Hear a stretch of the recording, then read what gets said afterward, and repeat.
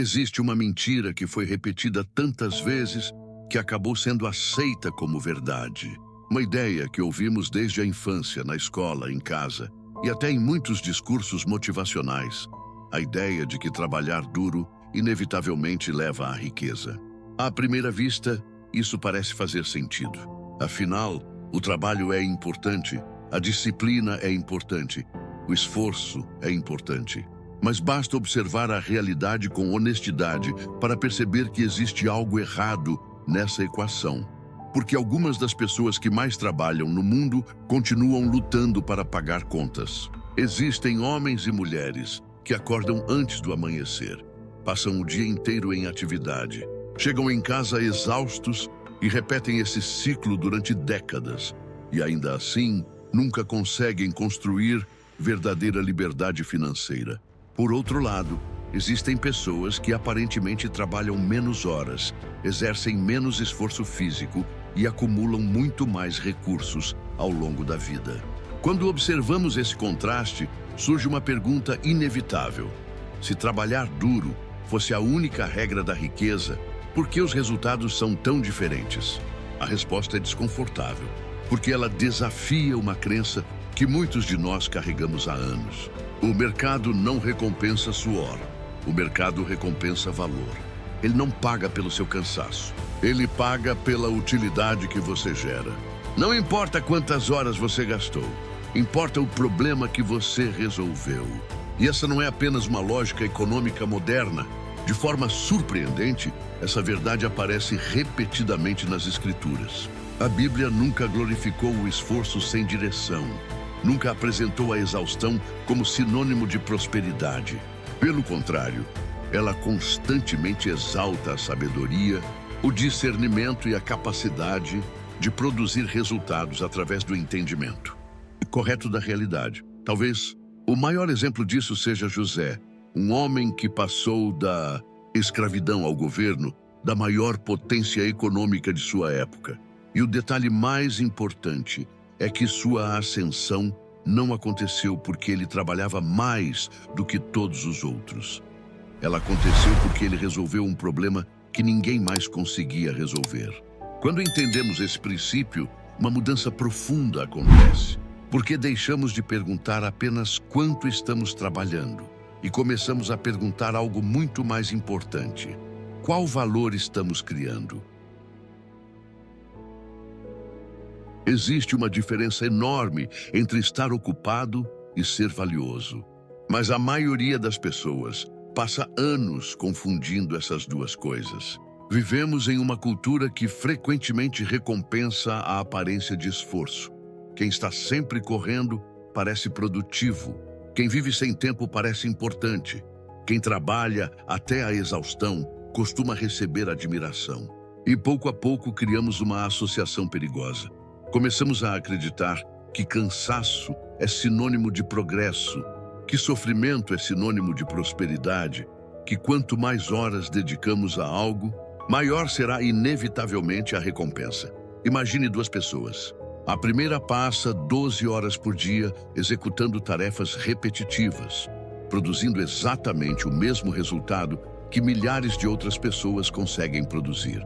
A segunda dedica parte do seu tempo para desenvolver uma habilidade rara, aprender a resolver problemas complexos ou criar soluções que impactam a vida de muitas pessoas. Ambas trabalham, ambas se esforçam, mas o valor gerado por cada uma é completamente diferente.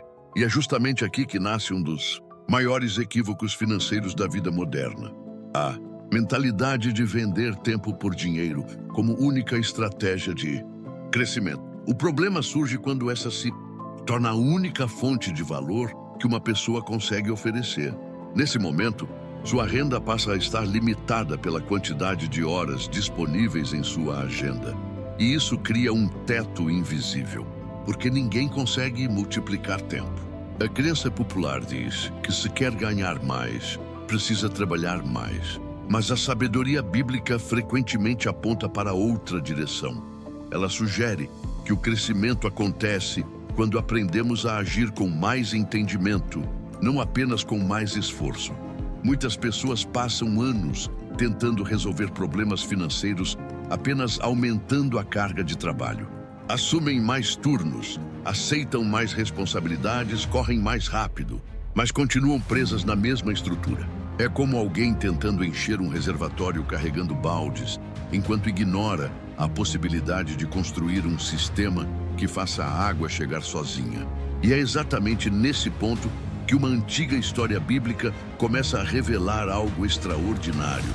Porque José não mudou sua vida trabalhando mais. José mudou sua vida porque aprendeu a enxergar aquilo que ninguém mais conseguia ver.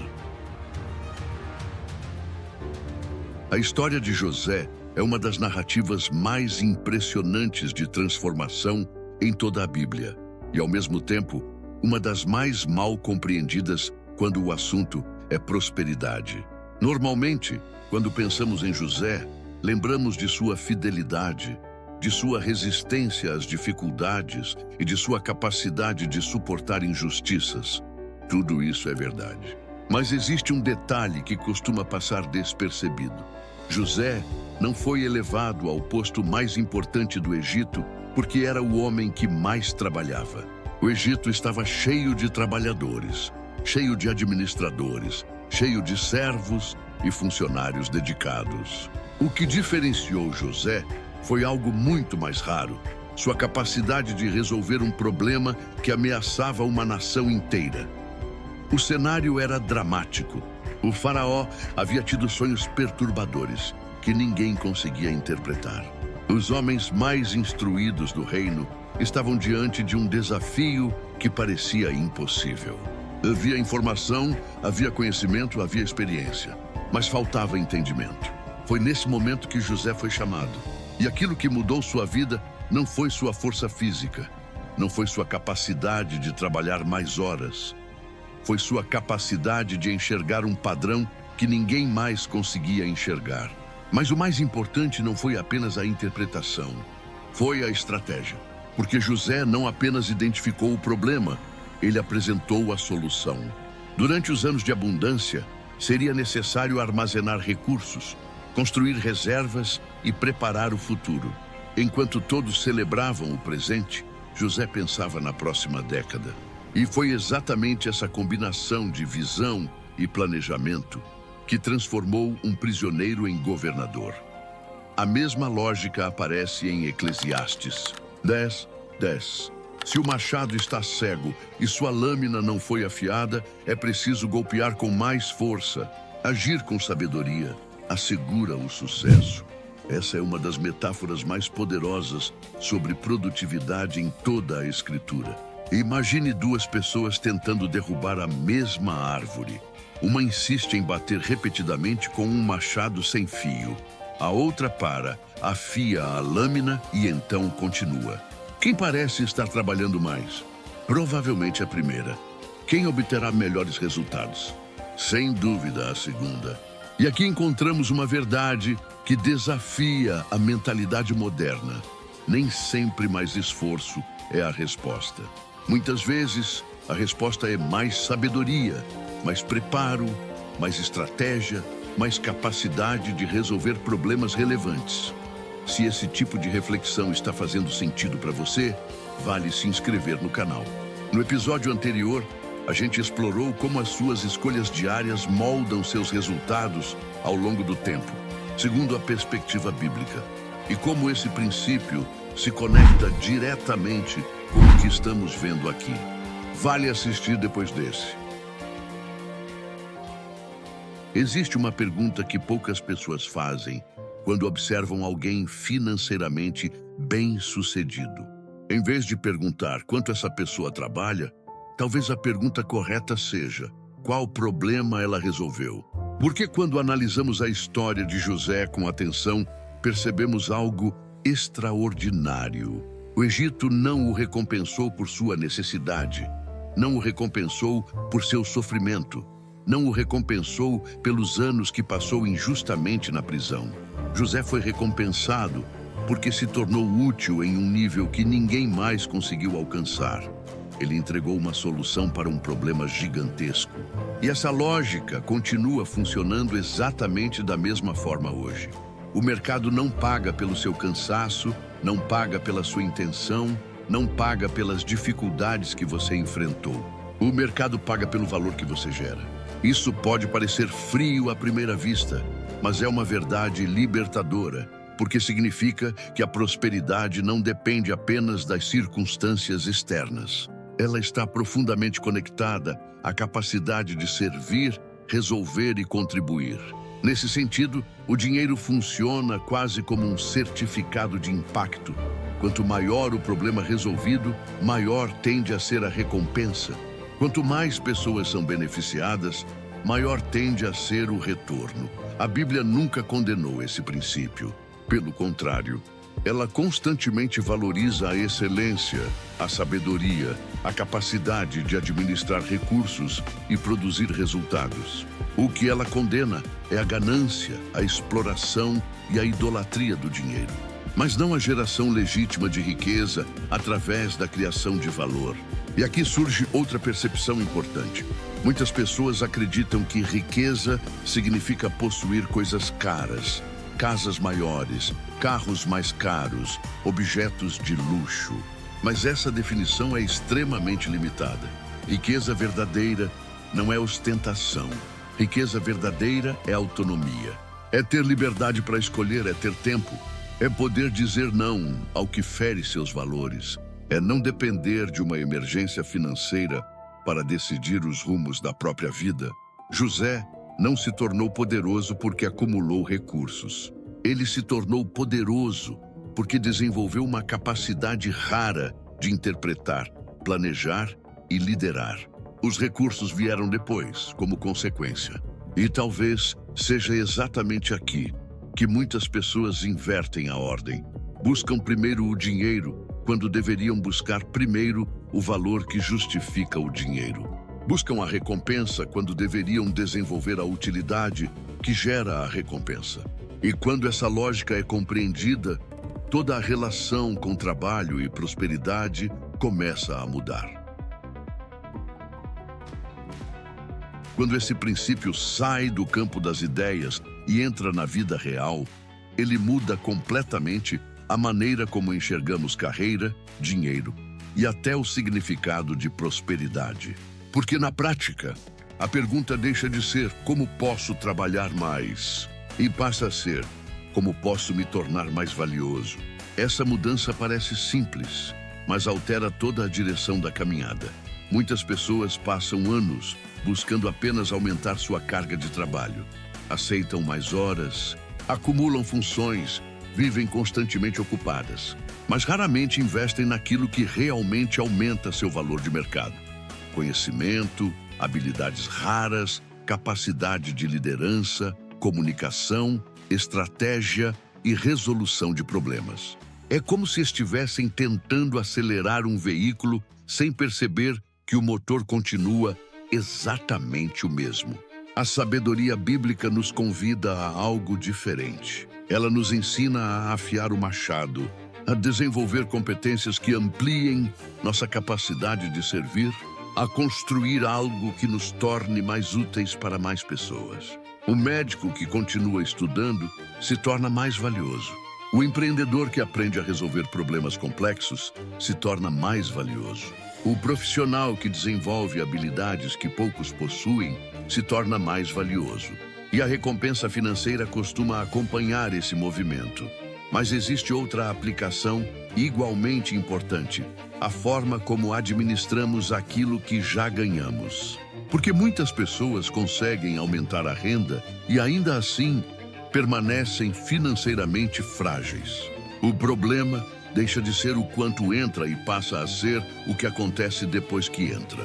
Imagine que você é o general do seu dinheiro. Todo mês, novos soldados chegam ao seu exército.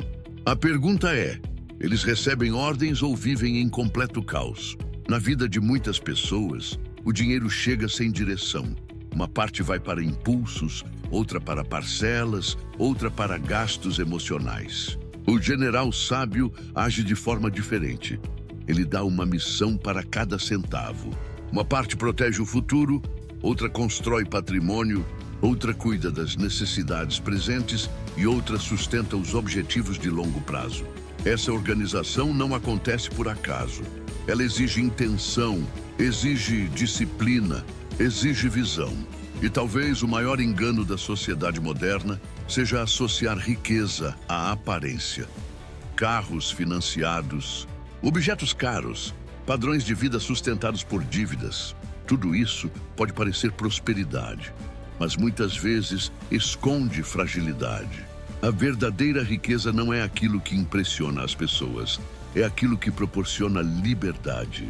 E quem entende isso, começa a construir uma vida completamente diferente. Toda crença produz um resultado, e uma das razões pelas quais tantas pessoas permanecem presas financeiramente é porque continuam obedecendo uma crença que parece correta, mas produz consequências destrutivas ao longo do tempo. Se eu trabalhar mais, tudo vai melhorar. O problema não está no trabalho, está na palavra apenas. Porque quando o trabalho é a única estratégia, a pessoa entra em uma corrida que nunca termina. Ela vende mais horas, depois precisa vender ainda mais. Assume mais responsabilidades, depois mais compromissos. E pouco a pouco, descobre que sua renda depende completamente da sua presença constante. Se ela para, a máquina para. Se ela adoece, a renda sofre. Esse é um dos sinais mais claros daquilo que muitas pessoas chamam de riqueza, mas que, na verdade, é apenas dependência sofisticada. Por fora, tudo parece funcionar, mas por dentro existe uma fragilidade enorme. A vida se transforma em uma sequência interminável de obrigações. Sempre existe mais uma conta, mais uma parcela, mais uma meta, mais uma necessidade urgente. E sem perceber, a pessoa troca décadas de vida por uma sensação de segurança que nunca chega completamente. É o que muitos chamam de corrida dos ratos. Correr cada vez mais rápido para continuar exatamente no mesmo lugar. Mas existe outro caminho. Quando alguém começa a aplicar os princípios da sabedoria bíblica, uma mudança gradual acontece. Primeiro muda a forma de pensar, depois muda a forma de agir e finalmente mudam os resultados. A pessoa deixa de depender exclusivamente da força física e passa a investir em conhecimento. Deixa de focar apenas em renda e passa a focar em valor. Deixa de consumir tudo o que ganha e passa a construir ativos.